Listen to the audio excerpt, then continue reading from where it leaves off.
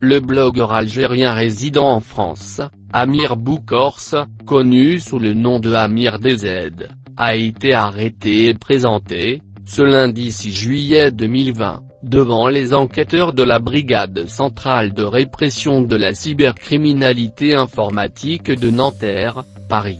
Selon son avocat, Maître Fox, Amir DZ a été arrêté suite à une demande des autorités algériennes dans le but d'une extradition.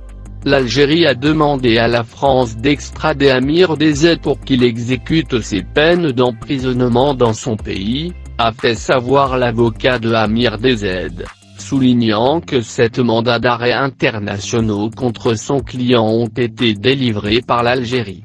Demain, Amir DZ sera présenté devant le procureur général de la Cour d'appel de Paris qui décidera de la suite à donner à cette affaire, a ajouté M. Fox.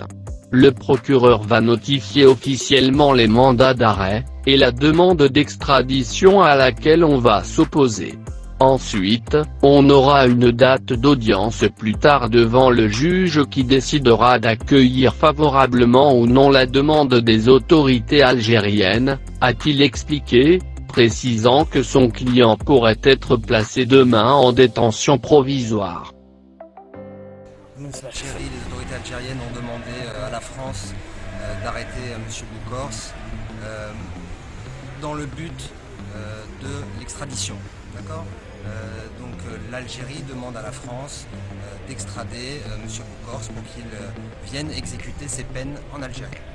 Lorsqu'un État demande à un autre État d'arrêter l'un de ses ressortissants, il y a une procédure qui s'appelle la procédure d'extradition. Donc aujourd'hui, il a juste été interpellé, il s'est fait notifier les mandats d'arrêt.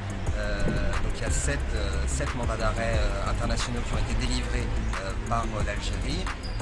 Demain, il verra le procureur général de la Cour d'appel de Paris qui décidera de la suite à donner à ces demandes.